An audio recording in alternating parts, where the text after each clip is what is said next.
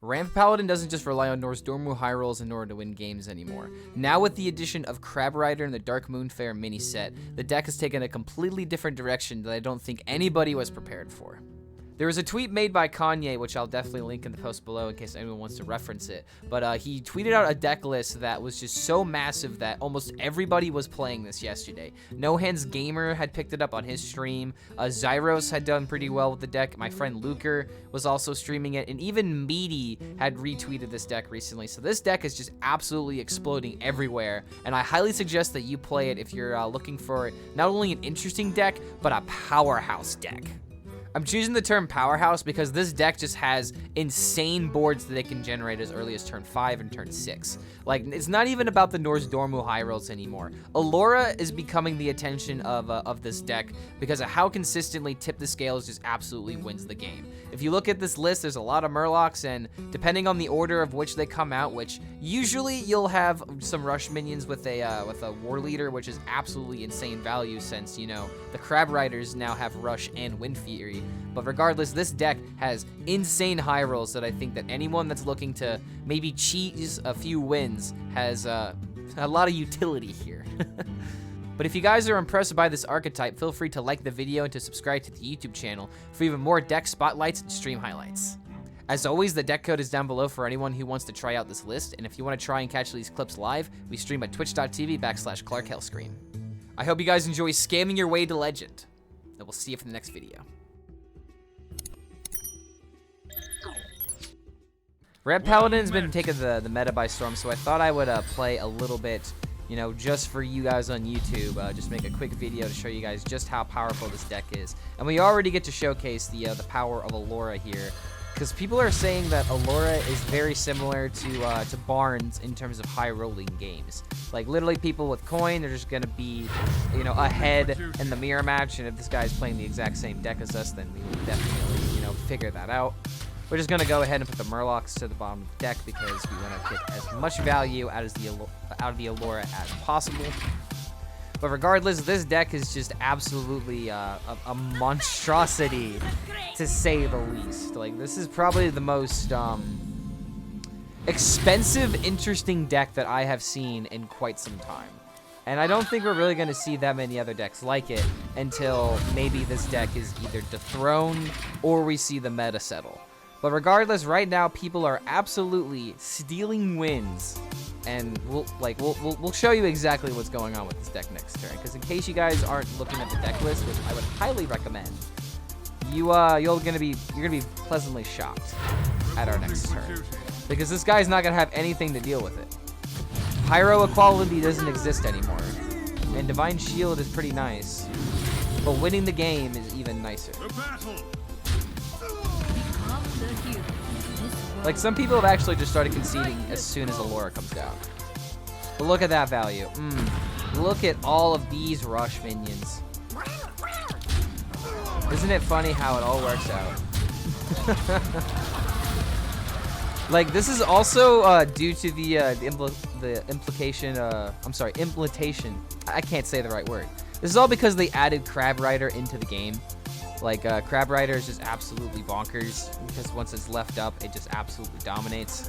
And this is, like, very, very similar to Wild's version of Anyfin Paladin, where you just bring out the deck immediately, and then you can immediately bring it back. But you don't get to bring it back in this game. In this case, you get to bring back really, really thick minions on top of everything else, so that way you have more than enough in order to get to threaten your opponent. And to easily get lethal, which I'm pretty sure is we don't have lethal here, but we might as well have lethal, because look at this. It was 1 damage off. It was 1 damage off. It's turn 5, and this game is just over. Like, there's nothing that you can do. This is essentially what the creator of the deck would like to dub as Cheese Paladin. But a lot of people are just calling it Ramp Paladin because Norse Dormmu and, you know, cheating out mana with the tip of the scales. And look at this other Allura that's not nearly going to get as much value. A Hand of a Doll. That's so sad. It's so sad to see an Allura not, like, reach its full potential.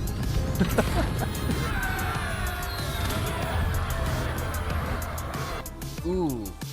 Okay, so this is going to be an interesting case where our Tip the Scales needs to be played by Norse Dormu.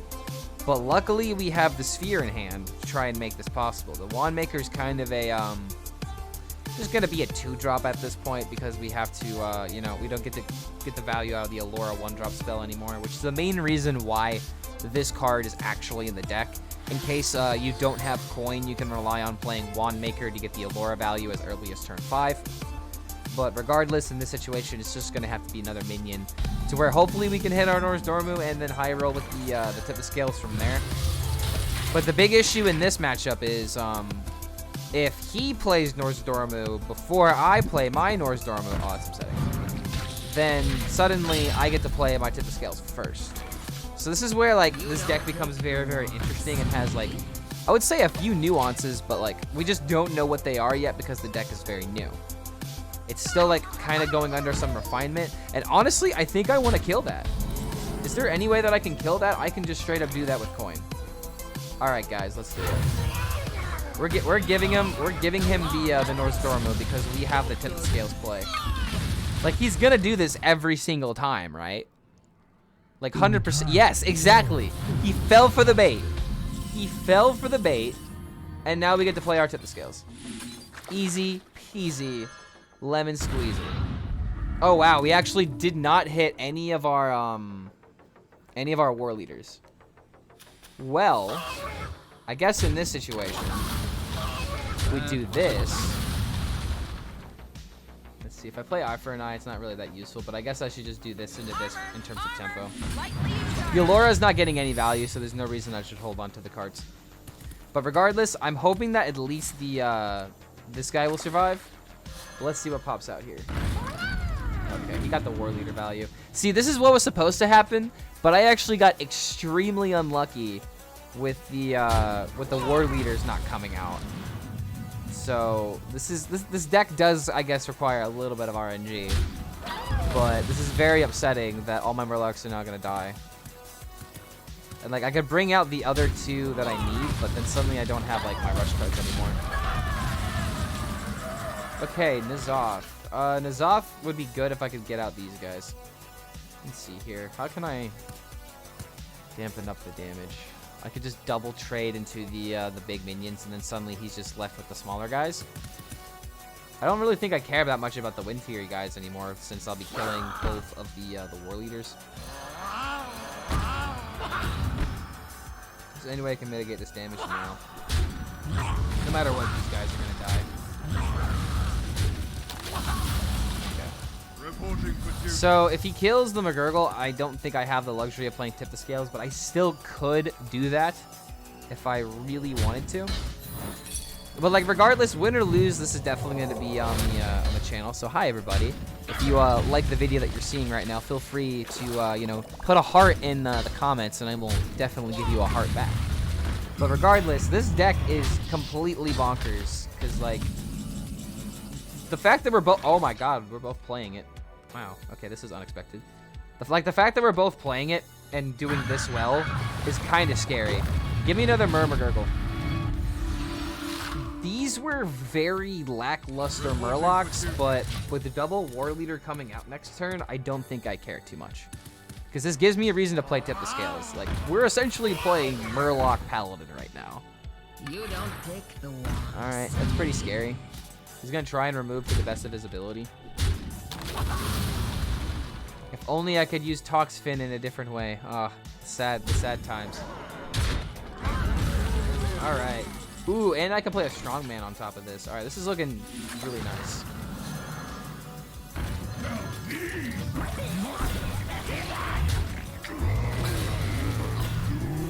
Oh, yeah.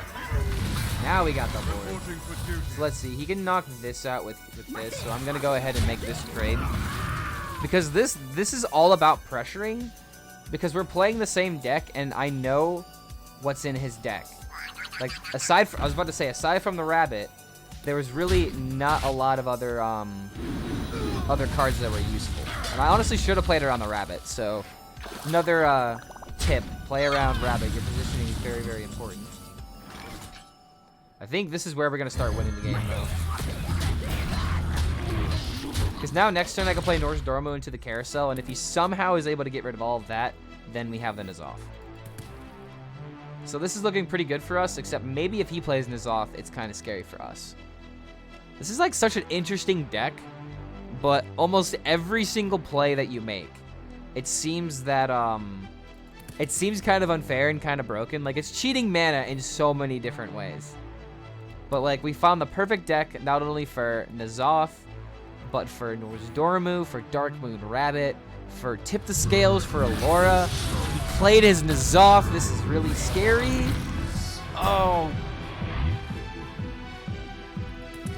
Okay, my positioning on this minion isn't the worst. I really wish that this had, like, Rush or something. But I can still play my Norse Dormu into this and not feel too bad about it. Because I'll be getting back the top minion as well. Or if I just wanted to go for absolute... Oh, yes! He didn't swing with the rabbit. Why wouldn't you swing with the rabbit? Is there any other way that I can get through this, actually? Because if I swing with the rabbit and kill this... Hold on a minute. Trade here, swing with the rabbit. And these die, then there's an 8-8 and a 5-7. But then, like, suddenly I get the rabbit back and then get to play N'Zoth. I think this is worth the, Yeah, I think this is worth it. As much as I want to get more value with, like, the Norse Dormo and the Carousel, like, that rabbit has to die. So now Darkmoon Rabbit does some favors for me.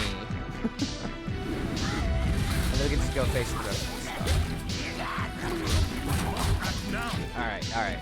So you see, guys. This is a very interesting deck. It's going back and forth, and then I'm going to play mine N'Zoth. And I don't think he's going to have too many ways of dealing with it. But I don't get the dragon value. Oh my god. You know what? I could still just go for this. I could still very well just go for this. How does he deal with my N'Zoth is the biggest question that I have. I don't think he can. I've also got my corrupted neck that'll come back. Like, this just seems worth it. This just seems worth it to me. And that's if he's able to kill these minions. I still could get my Carnival Clown as a top deck, so that way, like, after I play my 10 drops, the clowns can start winning. Like, good lord, this deck just has pressure turn after pressure turn after pressure turn. And you either need to be like a control deck that can, you know, deal with all these boards, or you need to do, like, I don't know, like, how do you pressure a deck that plays these boards this quickly? It just seems insane to me. Like, he has to, like, make so many different decisions on, like, killing my board, and he knows damn well that I could easily, like, make another one. Oh, that's good. But they're coming back. But this is still really good. At least the Norse Dormo dies. But this is still really good. That was, like, probably the best card to get out of Wandmaker, not gonna lie. Alright, well, this kind of changed the tide a little bit. But I don't think it's going to be that big of a problem. Reporting for duty.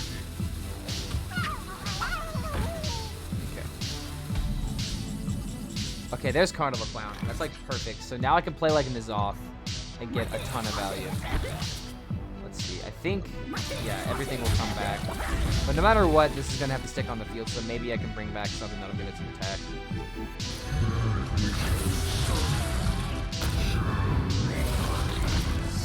Ah, yeah. Look at that value.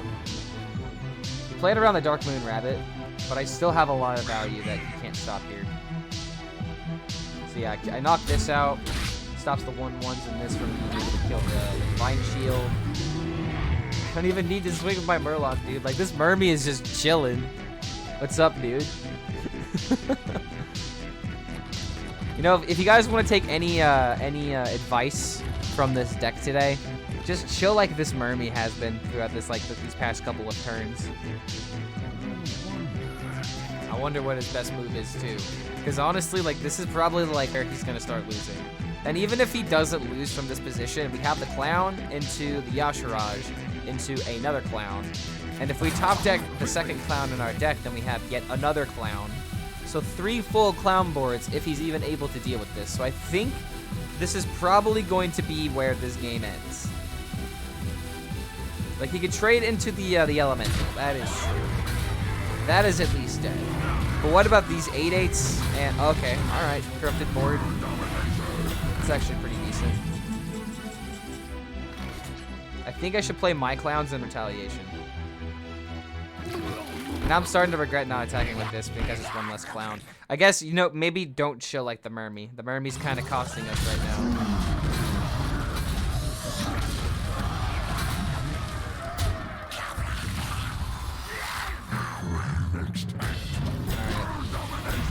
I'm kind of upset that I have to play it this way, but at least I get the Yashiraj value. So now next turn, like if he does go for like a full board clear, I could still play Yashiraj into my clown. But if he has Yashiraj himself, this may be a little bit complicated. Oh my god, it's going back and forth, dude. Who has this game? This is a wacky mirror, to say the least.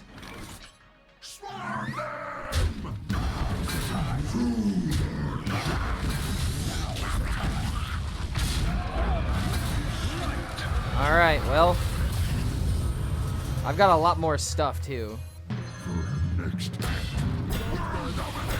Alright, I think I win because I have more value. I also got this corrupted value as well. So next turn I could even go for like just play the Allura because it's good. This 5-drop 6/6. And that's yet another huge board. Oh my god, that could be good. Alright, 1 dormant card. Nothing with rush, though. So my Yashiraj can connect face. This is 18 damage. Oh, yeah, I've got plenty of defenses now.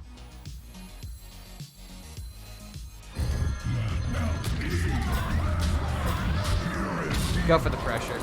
The Yashiraj should win this game from here. Like, this trade's here, these 2 trade here. How does he deal with the clowns, the 6/6, and then kill the 10/10? I'm pretty confident that this will win the game. Like, if he could somehow kill this entire board, then maybe I played a little bit too fast. I could have maybe thought about playing like this into this. But I think that playing defensive options is the best thing that I could possibly do at the moment. And this is just like the stickiest, right? Like, this is kind of as effective as this, but a whole nother 7/7 versus just 1 attack being useless is a lot better. I could have like maybe played this into this and played like the weapon or something. Ooh, that's a pretty big taunt. I still think I can get through that though. Because I've still got my 7/7. So if I'm able to trade into this 8/8 with my weapon and Yashiraj and the 7/7 connects, then we win. I don't think he can get rid of this Colossus completely. So that just means that we win. After this long game of going back and forth with these huge, massive boards, it all came down to 1 7/7. That's if he doesn't have another taunt that's somehow on the way. Alright, there we go, dude. What a game. So if you're on the fence on whether or not you should play this deck, I would say it's extremely fun. But it's kind of on the fence on whether or not this deck is going to be meta defining in the next couple of days. But I would say if you have the cards, definitely do it. But if you don't have the cards yet, I would say wait maybe a couple of days before crafting this deck.